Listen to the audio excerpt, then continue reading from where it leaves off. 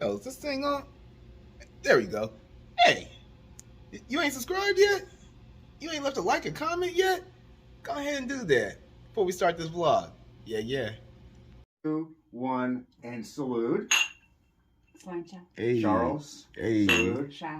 We're drinking some Hinahan's Irish whiskey. Here we go. Neandertalk with Carrah? Neandertalk. Thoughts?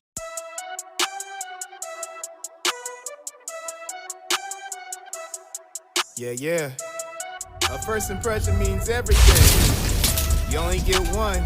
Time is money. Let's go. Get to know me, homie. Get to know me, homie. Downtown. Neandertalk with Neandertalk Podcast. Oh, he almost got you. He faked y'all out, didn't he? And he definitely faked y'all out on that one. What do you think about today's episode? Wild. The great debaters. That's what I'm going to tell you. The great debaters. I'm a master debater, if you guys don't know. We just had a good conversation with she doesn't love America. She's very left, very liberal, bunch of pro social justice, just hates Trump with a passion, hates probably capitalism, just, hates all that stuff. I'm pro some of that stuff. I'm not pro Trump. Don't put me in that fucking category. Don't put me in that camp. Don't put him in that box. But we just had a good debate and healthy. That's the key, a healthy conversation and going back and forth of just debate on just kind of politics and social justice and just the social landscape of our country right now. Biggest debate show of the season, Neandertalk. Yeah. And they were writing the Constitution the week we were there. It was that time will never exist again, ever. Every time you went to a store, anything, no one would help you because they all had their old radio headphones on with the antenna that stuck out the top, Yeah. And they're all listening to the proceedings of their Constitution. The TVs in all the hotel rooms, everybody that was watching it was the fucking staff. Like, you couldn't get anybody to help you. You had to go over and like, hey, are you the concierge? Like, we need to know this, where our tickets are. And he begrudgingly would get up, It's fascinating. Wow. Yeah, super fascinating. They were so into their change and their movement, and everybody was united, and it quickly fell away, very quickly, I would say. What are your thoughts now with the Russian-Ukraine situation, if you will? See that. I think they put the worst candidate they possibly could have. I think the Democratic Party is so inept and corrupt and full of just their own little egos and games. They don't care about anything. They put the wrong person out there because she's got power in the Democrat class. They didn't care about what the people said. The DNC didn't give a fuck about the people. I think who would have had a hard time beating Hillary, or who Trump would have had a hard time beating? Bernie Sanders. Bernie Sanders. But what did they do to him? What did the DNC do to him? Fucked him. You know who I think would have been a better president now that would have beaten Trump? Biden. I don't know how Biden won. I'm not willing to get into that. But Tulsi Gabbard, look what they did to her. Like, those were two legit Democrats that they could have put out there against him and had much better results. And then not. So I can't say it was because of Obama. It's not Obama. It's ineptitude and corruption of the Democratic Party. I think the racists were agitated. I don't think there's that many racists in America. I do. I know you do. I absolutely do. I just don't see it. Okay, but see, as a woman, I hear there's really not that much sexism. I just don't see define sexism. Get more on that, existing is sexism. Are you fucking kidding me? There's always going to be isms. There's always going to be dumb people that have isms, but they're never the majority. Isms are never the majority. Racism isn't the majority. Sexism isn't the majority. I just don't buy it. There's too much good happening in this society. Talk about it. Tell me. Well, heal me. Come on. Give me all the good happening. Well, tell me where the bad stuff's coming from. I want to know. Here's what I think. I think, like I said earlier, it's the media is the problem, and it's social media and it's mainstream media, and you get accidentally, algorithmically stuck into these bubbles where you're just getting pushed a narrative that you find yourself in, and then you start seeing more sexist posts or people fighting it, like these got you moments or these protests, and you just start seeing that, and so you think it's out there more than it is. But like I said, I'm traveling all over this country all the time, and I'm not seeing outright blatant racism or sexism or even ageism, really. I don't know, different ages. Like, I know it exists. I do know it exists. I understand it. But I just don't think it's that big of a, I don't think it's like when you call everybody that voted for Trump is a racist, you have problems right there. You can't call half the country racist. You just can't. Why? Well, first of all, every single Trump voter was not white. There's a lot of black people that voted for Trump. There's a lot of black people right now that still support Trump. There's a lot of Mexicans. There's a lot of white women. There's a lot of Cubans. There's a lot of white women that support Trump. There's a lot of women of all colors. There's every single Jewish women. There's Christians. There's non-Christians. Trump gets a lot of different people.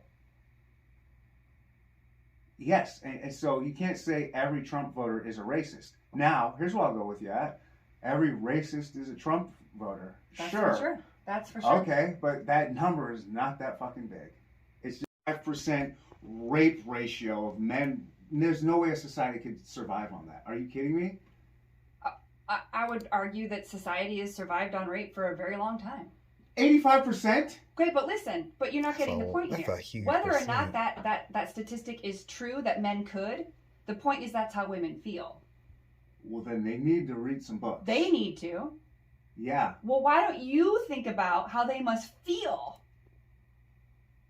Why do they feel like that? Exactly. Why? Why? What can we do? Why? What's Where wrong? do they get? Why would Why? they feel that way? Because I have people telling me that 85% of men are fucking raping people. That's why. I feel No, like but that wasn't the question. When I start, But that wasn't the question. That's where they're. The question was, do you feel men are capable of rape?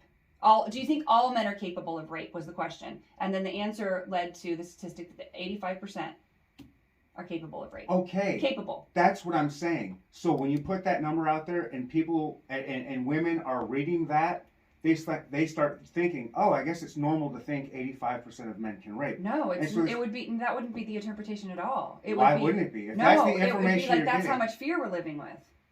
where are they getting that fear? Who's doing that poll? Who's doing the raping? Not 85% of men. Well, men rape multiple women. So, I mean, if 1 out of 4 women is being sexually assaulted by the time she's an adult, something's going on. If what? 1 out of 4 women. Okay, then I need to know their definition of rape. Because I No, think it's all pretty the- loose the if it's sexual 1 out of, assault like, umbrella. 1 out of 4.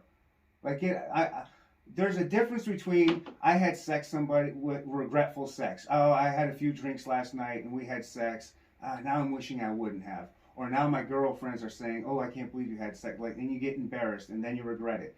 Real rape, you have to have real definitions. Real rape is like some assholes It's like against your like consent. no, it's fucking pinning your ass down, like physically No, so you think assaulting rape, but you right, think rape is violent, and rape is not always violent. Rape can be silent. How? In your dorm room with a hand over your mouth. That's pretty physical. That's Or when you physical. get frozen and you can't, as a trauma response, you freeze and you can't move and you can't do anything. That's physical. That's Yeah, a that's physical not assault. physical. That's All not of that. violent though. That is very violent. Entering someone when they're not wanting to be entered is the definition of violence. If you don't want to have sex, no means no, and they do it, that's rape. Yes, Yes. but you're not That's rape. necessarily pinned. If you're saying no, you're pinned. If she's on her back and he's getting close to put it in and she's like, no, don't, it's no, I said no sex tonight, and he does it, that's rape. Yes. Yeah. The only way he's gonna do it is gonna be able to pin. If she's on top, she can hopefully get off. Yeah. Okay, well, just because a guy's on top doesn't mean I'm pinned. But I'm saying if he's raping you, he's pinning you. He's already on top of you. He's right, but it's there. not a restraint necessarily, is what I'm saying. I'm saying that things can happen in ways which are silent, which are a frozen response. I don't know what you're saying there. What does that mean? Like, So- how are we getting to this point? Like, There are 4 trauma responses.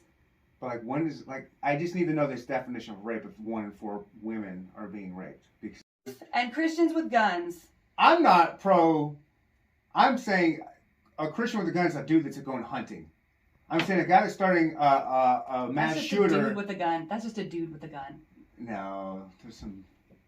But he's not going out to hunt due to his Christianity. There are people that are holding their guns because of Christianity, and they get their Bible verses printed on their guns. That's a sick thing. There's a weird thing out there with Christians and Christian. There's some weird My gun Christians out and God and country. That's a very cultural thing to say right there like that. How dare you? It's cognitive dissonance at its best. I don't know what to say. I don't know. You're just talking about random weird people. There's Christian fundamentalism. There is some weird Christians out there. Christian fundamentalism. But then there's is destroying also the country. Regular Christians out there. They're like, yeah, I like to read the Bible and go to church and like use this as like a scaffolding of life, but I'm not clinging to this and like getting going to the wrong church. I think it was probably about going to the right church. I don't know. I'm not. I want to hang out with that guy. That guy would be fun in Vegas. No, the man is broken.